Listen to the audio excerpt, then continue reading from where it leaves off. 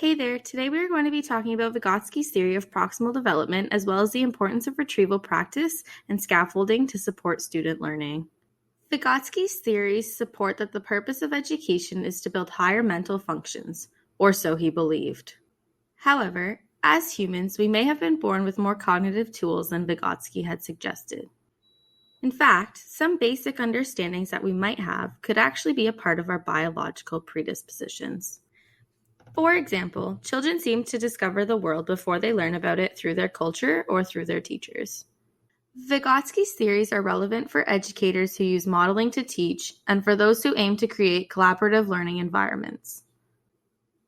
Vygotsky's theories support that children learn from adults in both the classroom and in the community through cultural funds of knowledge.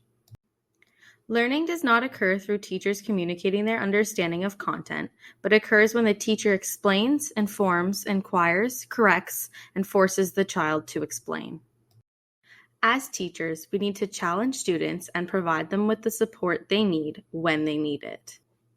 This allows students to build a foundation of understanding, which then allows them to solve problems on their own. Students learn by slowly increasing their knowledge. If we provide them with a task that is too easy, they will get bored. In contrast, if we provide students with a task that is too hard, they will be unsuccessful.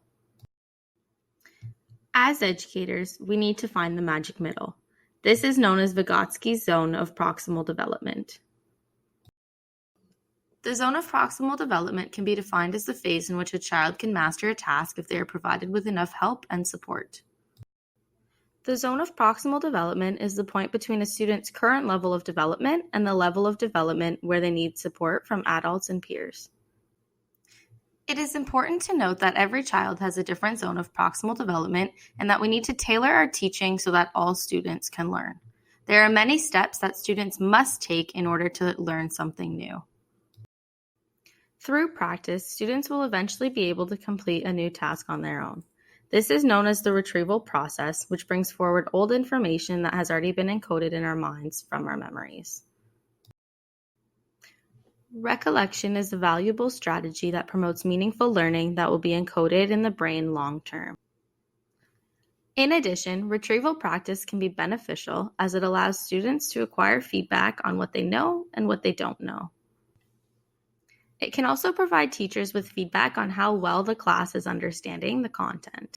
Reading information over and over is no longer known as the best process for information reclamation for long-term knowledge. While there are multiple ways of using retrieval practice, one of the most common ways to practice retrieval would be to frequently administer practice tests and ask students to jot down as much information as they can. Once students complete the activity individually, students can be asked to see what they can come up with in groups and then share their ideas with the class. Other strategies to enhance retrieval practice include think, pair, share, low-stakes quizzes, flashcards, and brain dumps. To maximize benefits, teachers should also review answers and fill in the missing information before attempting to recall again. This allows students to deepen understanding of their prior knowledge while challenging them to learn something new. Retrieval practice can be used at any grade level, though it is always important to alter strategies and make accommodations for students.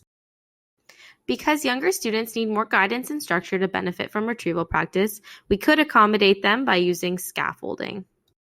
Scaffolding is the process of building knowledge over time by breaking down the process in steps that are easier to understand.